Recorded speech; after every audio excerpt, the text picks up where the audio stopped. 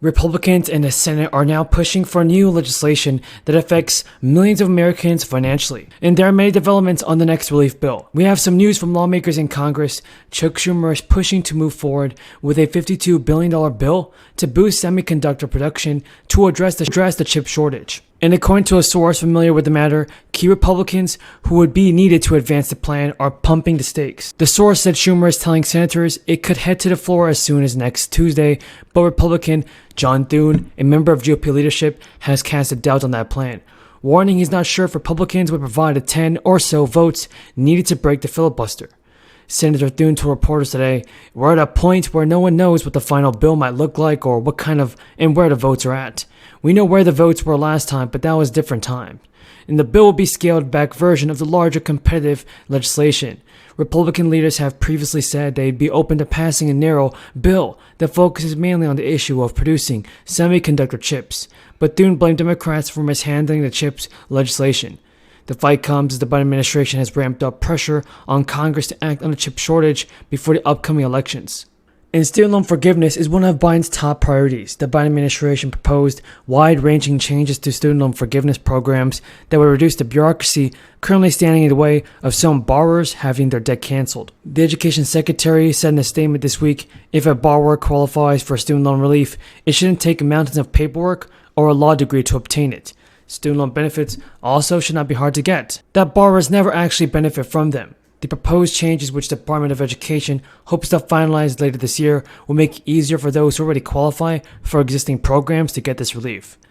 In the Public Service Loan Forgiveness Program, which also allows government and nonprofit employees to have their loans forgiven after making 120 monthly payments, will also get an overhaul. Workers in eligible jobs must currently abide by strict rules like making the payment in full within 15 days of its due date. The new rules would eliminate that 15-day requirement. Officials have told reporters the regulations we propose would remove many of those barriers and help create a student loan forgiveness program that works better for borrowers. Biden announced 2 rounds of student loan forgiveness last month and about $12 million, mostly for students who attended for-profit colleges. The president has so far resisted calls from the progressive wing of his party to cancel up to $50,000 in student loan debt for every borrower. But the Washington Post reported in May that he is considering a smaller, more targeted cancellation of student debt. Alexandria Ocasio-Cortez took to Twitter to criticize the amount of debt that the Biden administration is targeting and how it intends to distribute it. She warned it may backfire on Biden by infuriating his opponents as well as borrowers who want more relief from crushing loans. She wrote that $10,000 in means-tested forgiveness is just enough to anger the people against it and the people who need forgiveness the most. Kids get their blessings in a backpack. They take home their food, and that will be all they eat all weekend. This is the type of situation which includes a child tax credit program, among other numerous spending initiatives. Designed with the federal child tax credit in mind, the Pennsylvania Child and Department Care Enhancement enables families to receive tax breaks for child care expenses at a value of 30% of their federal credit. Though it is expected to mirror federal child tax credit income eligibility, the state is using $24.6 million to fund the program. It is now a permanent part of the Pennsylvania tax code. The Pennsylvania residents who care for one dependent can claim a maximum of $3,000, and for those with 2 or more dependents, the maximum is $6,000. Anyone who received a property tax or rent rebate during the 2021 tax season is automatically eligible for the additional rebate. Pennsylvanians can still apply for the 2021 rebate program and obtain the 70% bonus rebate until the end of the year. Folks, what do you think about President Biden? Is he doing all that it takes to send the fourth stimulus check, or do you think he's holding it back? Tell me what you think in the comments below. Ton of good news about the fourth stimulus check, Social Security benefits, and SSDI. Here's the latest news, everybody. Keep on watching this because you don't want to miss out. Republicans are working with Democrats to put together an official stimulus program. Millions of low and middle income households will be receiving automatic recurring stimulus checks. These checks provide relief as inflation continues to rise. There is a new stimulus proposal on the negotiating table. This new Senate proposal, introduced by Mitt Romney, called the Family Security Act 2.0, could bring discussions back to life. The new proposal comes with a work requirement, leaving many families out who may need the money the most. For each child under the age of 6, eligible parents could receive up to $350 per month, totaling around $4,200 annually per dependent. The number of children eligible will be capped at $6 for a max total of $2,100 per month. For each kid between the ages of 6 and 17, eligible parents will receive up to $250 per month. The new child tax credit proposal includes a work requirement. Families must have earned $10,000 or more in the past year to receive the full benefit. The $10,000 earnings threshold will be annually indexed to inflation. And with the 2021 child tax credit, parents were able to receive the full amount of $3,600 if the child was born by the end of December.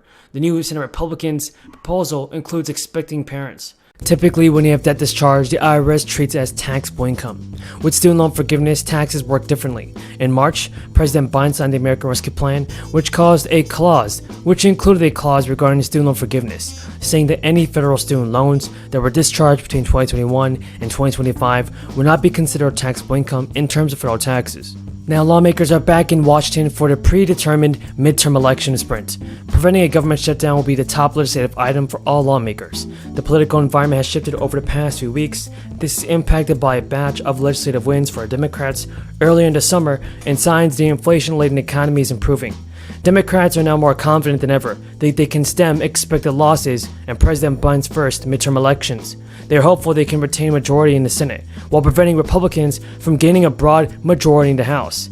Passing a short-term spending bill before a deadline of September 30th at midnight, when the government funding is set to expire, is a top concern for everybody in Congress. The bill will need the support of Republicans in the Senate, and the 60 votes need to pass.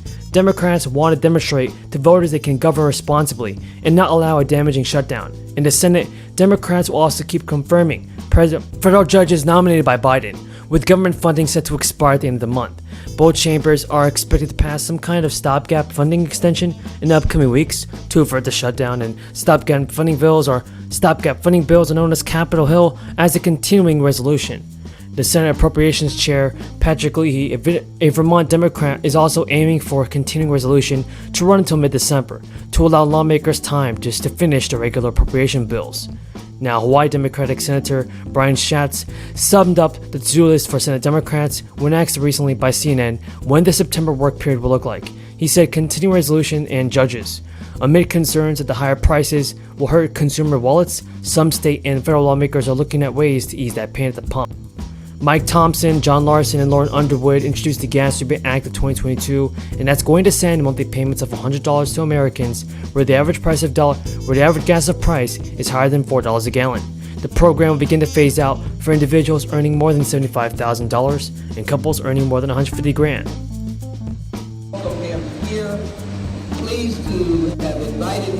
In the mail, though, the Department of Administrative and Financial Services will start to process $450 energy relief payments ASAP. Soon this month, as soon as they can actually get something done. As soon as they can stop talking about nonsense and approve a stimulus. Because now comes another formidable task, encouraging Americans to buy millions of electric cars, heat pumps, solar panels, and more efficient appliances. Now, it's a public relations challenge, folks. It could determine whether the country meets Joe Biden's ambitious goal to cut the greenhouse emissions in half by 2030. Because let's face it, if your furnace is aging or even your gas stove could be using replaced,